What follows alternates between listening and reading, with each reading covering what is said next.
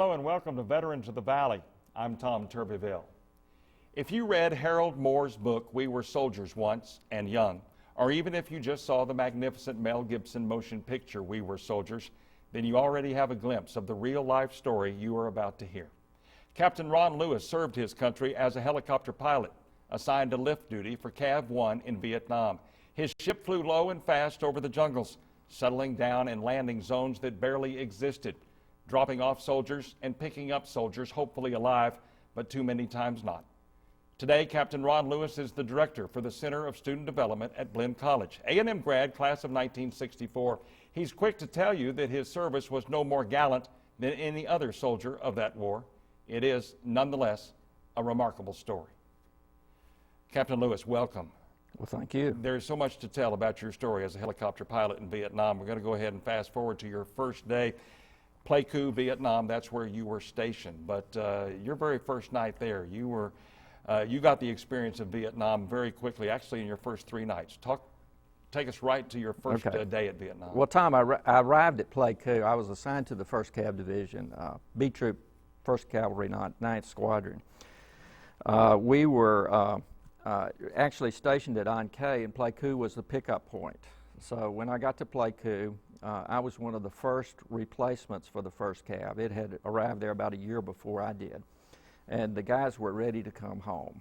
They had served out their time. They'd been through the battle that you mentioned that was chronicled in Colonel Moore's book. Mm-hmm. All of the replacements that we replaced talked about that battle often, and when we would fly over areas where it took place, for example, LZ X-ray, which you were familiar with from the movie, they would look down and say, that's LZ X-ray, and usually with a great deal of emotion about it.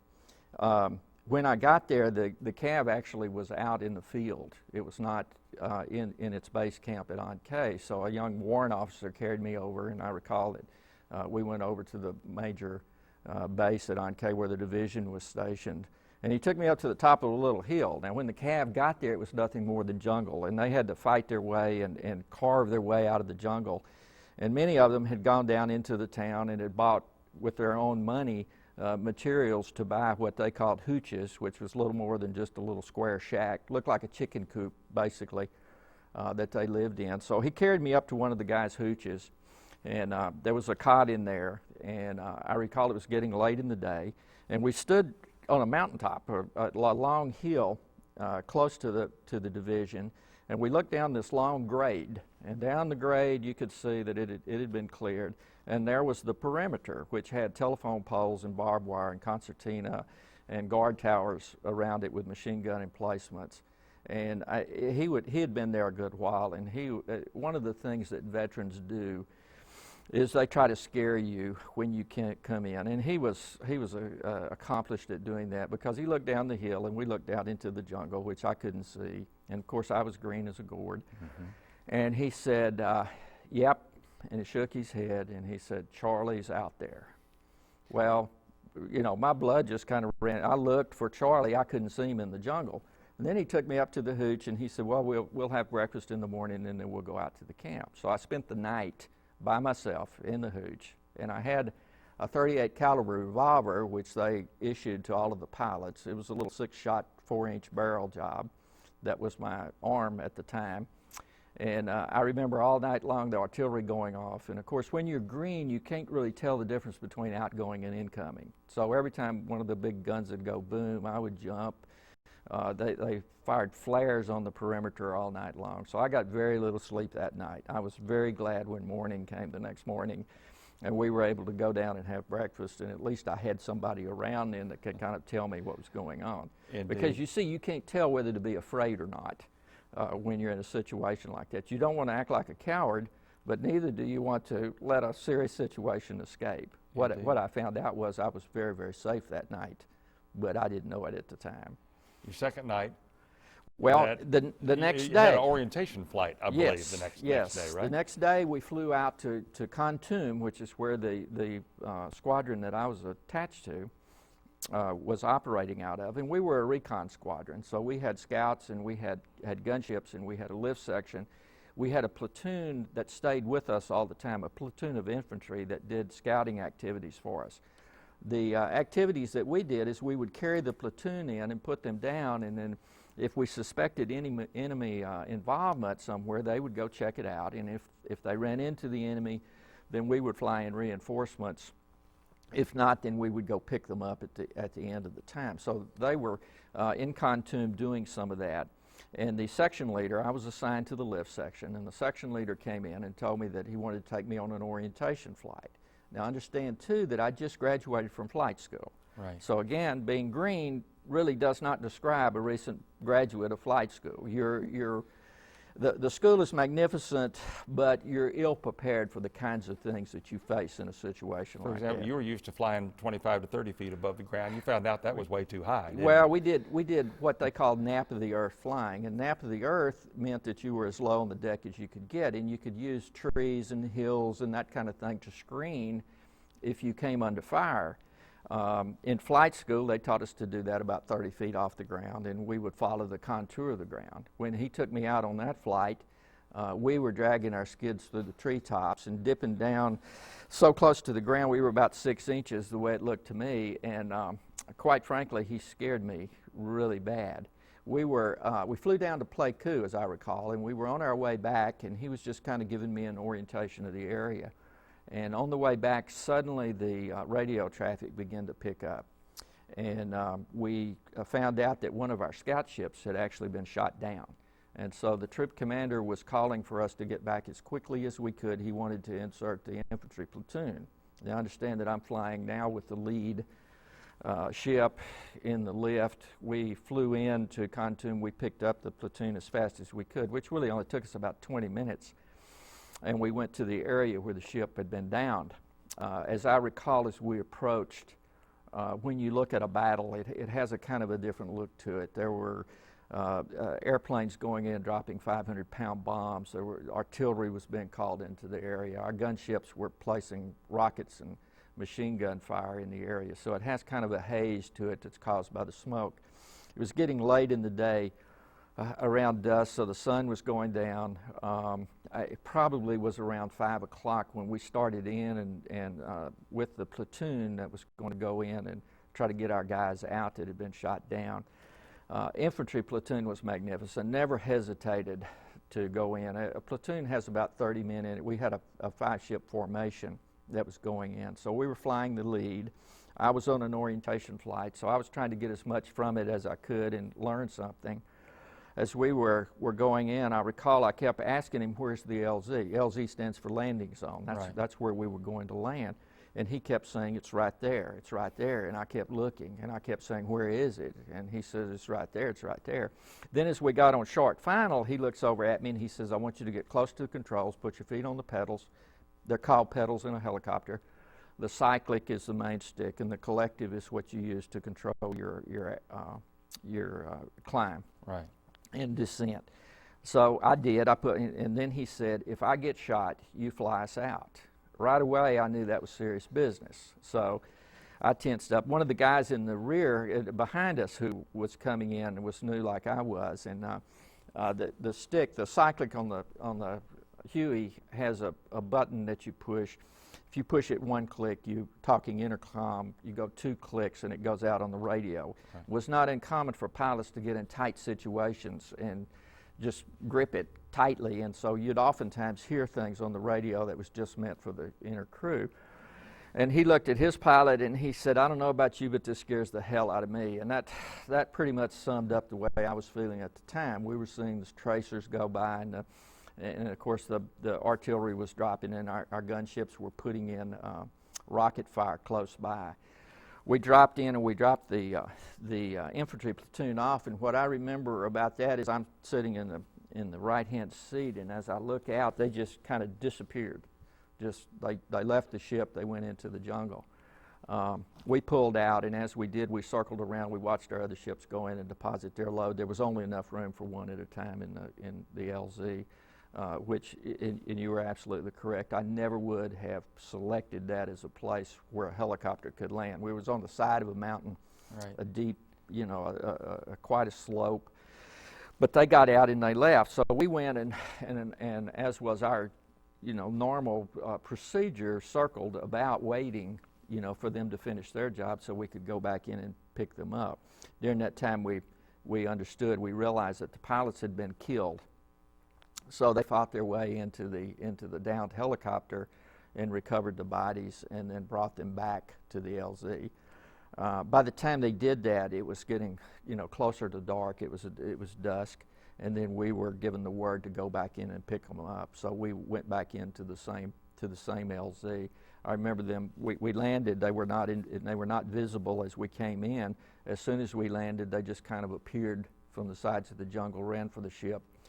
They brought the 2 bodies on board. They had them in body bags, and so we put them on board the ship. They put them on board the ship, and then we pulled out. During this time period, I realized these guys were doing things with that helicopter that I was totally unequipped to do. Right. That I knew I couldn't fly like that, and so we got back. We deposited the bodies. When we got back to the camp at Khartoum, it was after dark. Now, I had brought my gear out in a duffel bag and I'd put it down in the field as we'd landed. Right. My expectation was that I'd go find my duffel bag, get my sleeping bag and my little tent and set it up. I couldn't find it. So that night I had to spend sleeping on a helicopter, which they had advised you not to do. They told me that was a no-no because if we got hit, that's the place that they would try for. But really there was no other place. It rained every night, so there was a little bit of a shelter, in the helicopter. Well, obviously I didn't sleep very well that night either. Once again, the artillery and the flares and that sort of thing were going on. So that was my first 2 days. Yeah, that was your first 2 days. Right. And then you moved not too much farther than that. First off, First Cav, or Cav One, that's an air mobile group. And the design of that is to pick up troops, pick up companies, and move them out quickly from one spot to another. Our squadron was capable of loading within about a 3-hour period. We could move the entire squadron. All right, so you get an order to move and you're headed to the coast, and this is your next crisis, and it's like day 3 or day 4, but it's very important because I want you to talk about it because it was really your first realization of what's meant about the Fellowship of Soldiers. That's correct. We had gotten word that there was a big battle going on the coast, and oftentimes that's the way we moved. We'd get a rumor that there was a battle, and then a word would come down that we were to move. So we had the orders to move to the coast, pulled up stakes, we pulled up our tents, we loaded our helicopters, we loaded everything in it. We had infantry on board and all of our gear, and I was flying with a warrant officer who had been there for a good while, and I explained to you earlier that guys that had been there really did not like to fly with us, with the new guys. They felt like we were there for one purpose, and that was to kill them before they got a chance to go home. And in many respects, that wasn't too far from the truth. So he was kind of grumpy, okay? But anyway, we were flying, going to the coast. We were at about 3,500 feet, as I recall, when we heard a thump, which was a round hitting the helicopter, and he knew what that was. I'd never heard that before, so I just heard the thump and wondered, and I actually had the controls. The first indication I got was when he began to tense up a little bit. I saw him, tense, and he reached for the controls, and he said, "I've got it." And so, being more experienced than I was, obviously he had it, and I was very glad to turn it over to him. He immediately put us into an auto rotation and a dive as much as you can get in a helicopter. We were coming down about 95 knots in a full auto rotation, which means there's no pitch in the blades, so you have no lift. You're basically falling out of the air. And as I looked, I tried to figure out what was going on. I noticed that the major caution light was on, and the Huey has a master caution that comes on, and then you have a little panel you look at where it'll tell you what's wrong. And your first indication is that master caution. Master caution light was on. I looked down and I saw it was transmission oil pressure that we were losing or had lost. And so they taught us in flight school you had 90 seconds from the time that you lost transmission oil pressure, then you needed to be on the ground because it was going to freeze up and quit flying.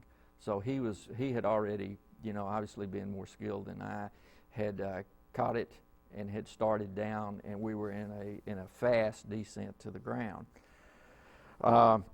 and basically what I was doing then is just monitoring the gauges and watching. So we came out of the sky. He made a stiff turn. He picked a landing spot, and it happened to be on a sandbar in a river, which was fairly large. And so we came out fast. It came down fast. We got to the ground. Okay, he landed the ship, and we started shutdown procedures immediately. When we got to the ground, the infantry that we had on board, who were all veterans, knew what to do. They got off and they started setting up a perimeter immediately. So what was left for me to do was to get out of the, unstrap and get out of the helicopter. I remember when I opened the door and I stepped out, and again, being green, I had no idea what to expect. I didn't know what was going on. I didn't even know what to do. So I turned around, and as I looked to the rear, our guys were in a full combat assault landing behind us. And you've seen that in the movies. It's quite an experience to look back and see those helicopters coming in with those infantrymen on the skids, and they're ready to get out. Now, we were not taking fire, but there was always that concern when you were in the jungle like that. So they landed, they hit the ground, they set up a perimeter immediately, and I told you that was kind of the first indication or first experience I had of feeling what I call the camaraderie of combat. It's the idea that a person, another person, is actually going to risk their life to help you. And it's a powerful, powerful feeling. And we had that a lot in the company troop that I was in, because we had to do that a lot. In the book by Joe Galloway and Hal Moore, We Were Soldiers Once and Young, Moore writes, American soldiers in battle don't fight for what some president says on TV. They don't fight for mom, apple pie, the American flag. They fight for one another. He wrote that in the book, and you could see that with that experience. Those are very good words, and the camaraderie that we felt, because I really think the guys that we flew around with, and see, we carried the same people most of the time.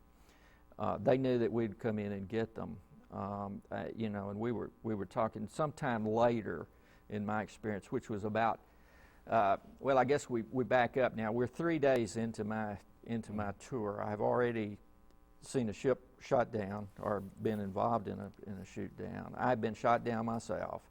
We have medevaced dead pilots. I've not slept for 3 days, okay? And I was thinking at the time, I was a pretty depressed young man at the time. I was concerned about whether or not this was survival or not. Survivable or not. But at any rate, we went on and we did assimilate. After a while, they assigned me a co-pilot. We had a co-pilot, and I was flying with another new guy. And this really felt more comfortable than with the veterans, because we were more at the same skill level. So we helped each other. Right. But we moved back into the area where that battle took place. This was at a Special Forces camp outside of Play Me. The mountain was Chupong Mountain, the Idrang River Valley, which was well known in the annals of the 1st Cav Division. And the idea was we were going to go back in. It was close to the Cambodian border, so they were sending supplies across, and we were trying to interdict those supplies and catch the soldiers as they came across. And we knew that they used that as a trail often. So we were going to set the platoon down in the Idrang Valley, and they were going to set up along a trail. The plan was that they would set up and pull off an ambush. So we were attempting to ambush the North Vietnamese as they came across. We were going to set them down in the late afternoon. If the ambush went as planned, then the platoon was going to divide into singles and double soldiers, and they were going to infiltrate back to the Idrang, and then the next morning we were going to pick them up. So we went out that night, that late that afternoon, and started making false landings to try to throw the enemy off as to where they would be. And what we'd do is we'd fly into an area, act like we were landing, and then come out, and then go someplace else. And we did, and we dropped them into a landing zone. Now, my mindset was when we dropped them, that I was going to go back to Play Me, and I'd be spending the night there and sleeping a peaceful night. Then the next morning, we'd get up and go pick them up. It didn't work out that way. It didn't work out that way.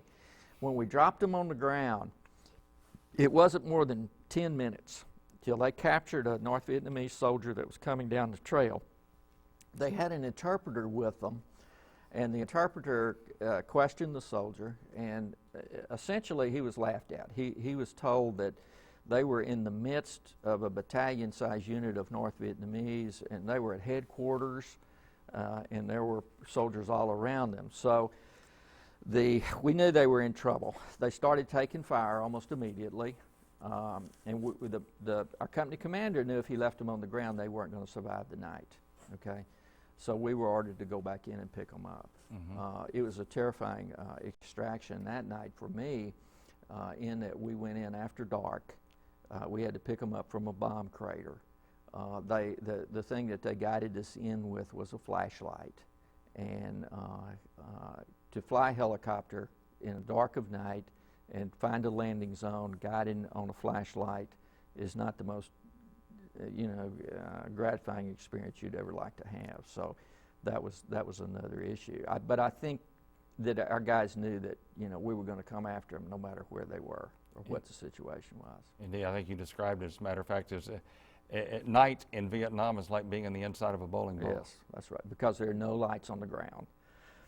So you're pretty much on the instruments and looking at, and I think the most dangerous thing really is mid-air collisions. Right. Because if you're in a situation where you've got other ships flying around, whether they be the Air Force craft or your gunships or other kinds of ships, then you have to be very careful about collisions in that situation.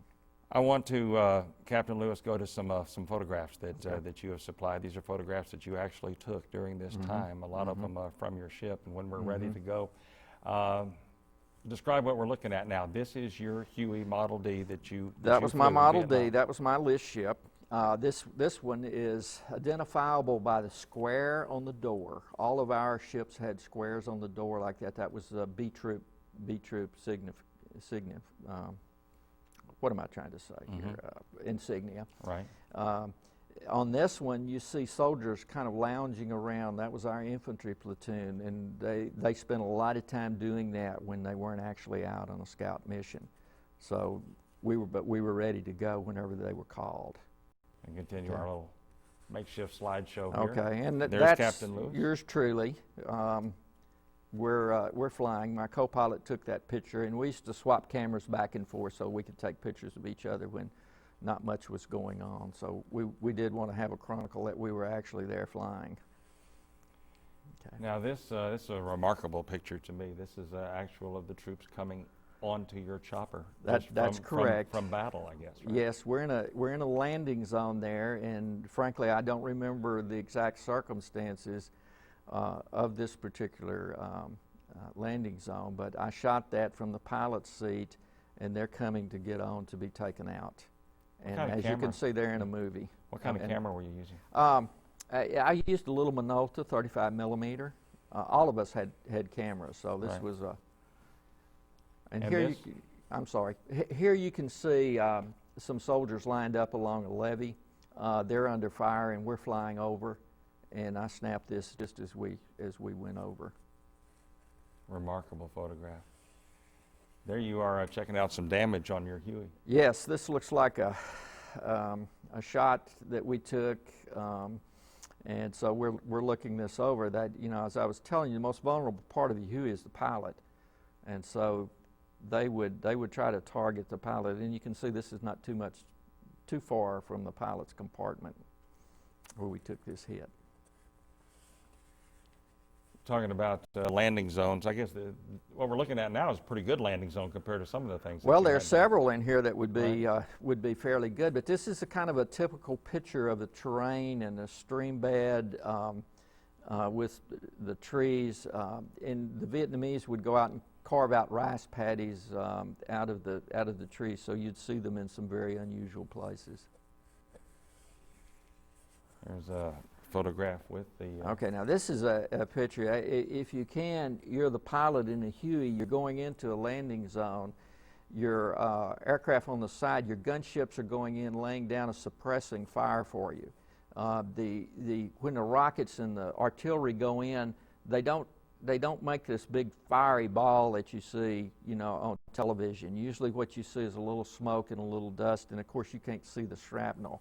But that area there where you see the smoke would be a terrible area to be in, because the shrapnel is tearing that place up. We're going to move on because, believe it or not, we're almost running out of time. Okay. This is just one of the camps, is that right? That's a Vietnamese village. That would be a Montagnard village in the Central Highlands. And that was pretty typical of the kind of villages that you'd see. Those houses, I don't know that you can tell here, are on stilts. And actually they had troubles with tigers and others sometimes coming into the village and carrying people off. There you are on Christmas? That's on Christmas 1966. And what I'm doing there is I'm sitting in front of my tent. You can see the tent in the background. And I'm opening a present that I got from home. Very special one, too. And here's our final picture. And this one is kind of dear to me. I was telling you, when I went back through my slides, I was surprised at the numbers of pictures that I had of children. American soldiers really open their heart to kids. You know, if you hear stories about soldiers mistreating kids in foreign battlefields, that's not true. In this particular one of the soldiers had written back home and had gotten a box of clothes that I think his church had collected, and we were out in the village or at the edge of the village giving those to the children. Indeed. Some remarkable photographs indeed. Stand down day wasn't always great for you. Talk about, real quick, we're running out of time. We've only got about a minute and a half left. Talk about stand down day. Yeah, the one that I remember most, and I used to hate those days, we would have what we'd call stand downs. Stand downs were like a holiday. It was like a weekend or a Saturday, because actually over there I lost track of time because you didn't have the weekends to go on. So we'd have days when we were supposed to not do anything and clean our equipment and basically not have to worry about being shot.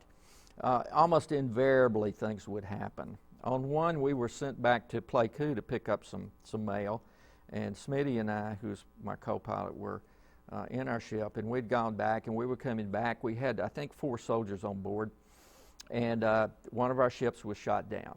Yeah. And because we were unloaded, we had room, then we were the one that was selected to go in and pick them up. So we had to make a very hazardous under-fire landing to get those guys out. But we did. We managed to get them out, and the whole troop was involved, and it was quite an experience. Indeed. 27 and a half minutes goes by so very, very fast. We could talk so much more about your experience and your service, but thank you very much for your service. Well, thank you. I appreciate what you're doing. Captain Ron Lewis, thank you very much. World War II veterans are called part of the greatest generation, and maybe they are.